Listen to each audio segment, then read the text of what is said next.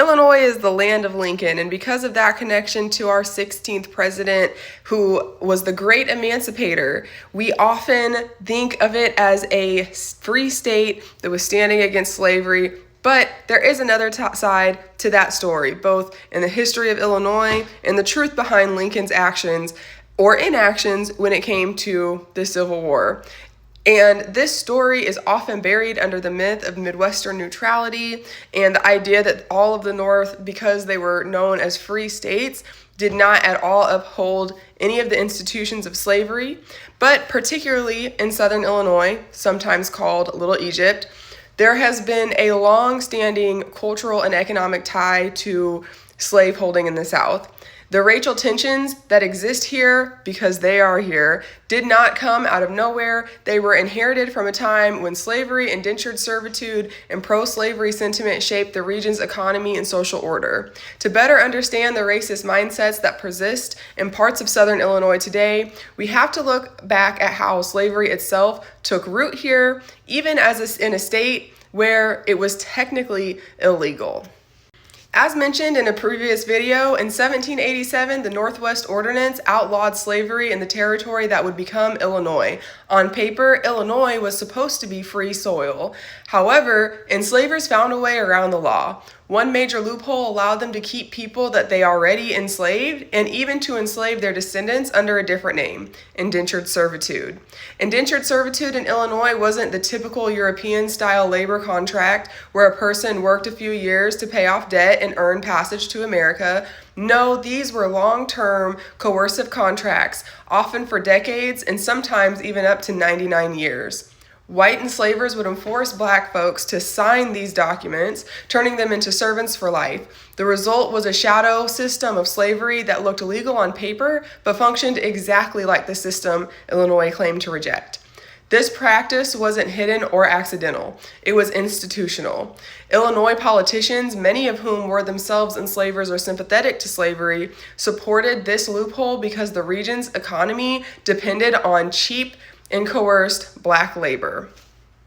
The clearest example of how Illinois protected slavery can be found in 1818 Constitution, the same document that marked its entry into the Union as a free state. That Constitution included a shocking clause. It explicitly allowed slavery in the salt mines of Gallatin County. Salt was one of Illinois' most profitable natural resource at the time. The mines were near Equality, Illinois, produced huge revenues, and enslaved black labor was considered essential to keeping them running.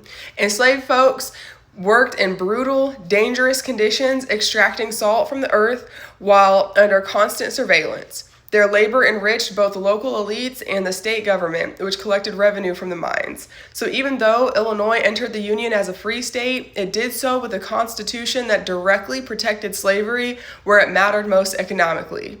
This compromise made clear the state's moral opposition to slavery only went as far as its pocketbook would allow. The people who settled in Southern Illinois also shaped its attitude. Many came from Kentucky, Virginia, and Tennessee, slaveholding states just across the Ohio River.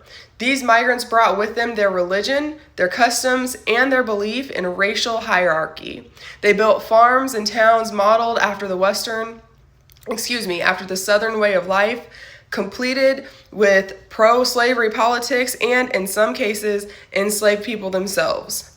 This is how Southern Illinois came to be known as Little Egypt, a region that culturally felt more like Kentucky than Chicago. In the decades before the Civil War, many residents here sympathized with the South. Some even supported the idea that legalizing slavery statewide, and that cultural inheritance still influences local politics and social attitudes today. It's also important to remember that laws are only effective when they are being enforced. So, although legally slavery was not allowed in Illinois, there are already a ton of loopholes that have been highlighted here. But even when cases when there were clear abuses of black folks, who was going to enforce that? Because I promise you, it was not the local sheriffs. Even without legal slavery, Illinois enforced its own version of racial control. Laws known as the Black Codes restricted where free Black people could live, work, or even travel. They had to carry papers proving their freedom. Remember that as we're having discussions about what's going on today. And if they didn't, they could be jailed, fined, or even sold back into servitude to pay off the debt. Local residents also took part in slave patrols, hunting down escaped enslaved people and returning them to bondage across the river in Missouri or Kentucky. In this way, the economy and social order of slavery extended far beyond the Mason-Dixon line. Southern Illinois didn't just tolerate slavery, it actively helped sustain it. Slavery and indentured servitude were woven into the foundation of Southern Illinois' economy. In agriculture, enslaved folks worked grain farms that produced exports for trade. In mining, their labor powered the salt industry, and the wealth generated from that labor concentrated in the hands of a few land-owning elites, whose fortunes depended on human bondage. This class of wealthy enslavers set the tone for local politics and culture, preserving a system that favored white dominance and Black exploitation, even long after emancipation. But this isn't just a story about oppression. It's also a story about resistance, designed to control them. They negotiated for shorter contracts, saved small amounts of money, and built relationships with sympathetic free residents. Some ran away, and others sued for their freedom and won. One of the most famous examples was the Jarrett versus Jarrett case in 1845. A man named Joseph Jarrett claimed ownership over a Black man named Nathan, based on a contract that predated Illinois statehood. But the Illinois Supreme Court ruled in Nathan's favor, declaring that all descendants of enslaved people born in Illinois after 1787 were free. This decision effectively ended legal slavery in the state, but by then, the cultural damage had already been done. The legacy of those systems, the laws, the labor, the mindset, didn't disappear with emancipation. It evolved in new forms: segregation, racial violence, and economic exclusion.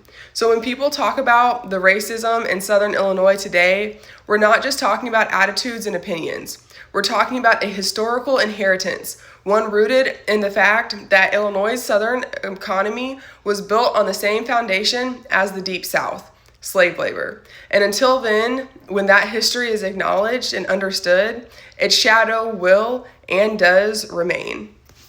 And let me not let Lincoln off the hook.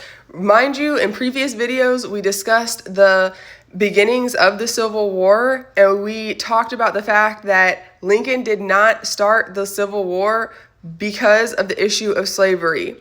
It was only after the Black troops who were serving the Union increasingly put pressure on him to bring up the issue of slavery, and it was 2 to 3 years into the Civil War that he explicitly addressed the issue of slavery and had the idea to emancipate slaves in the South. So, remember that.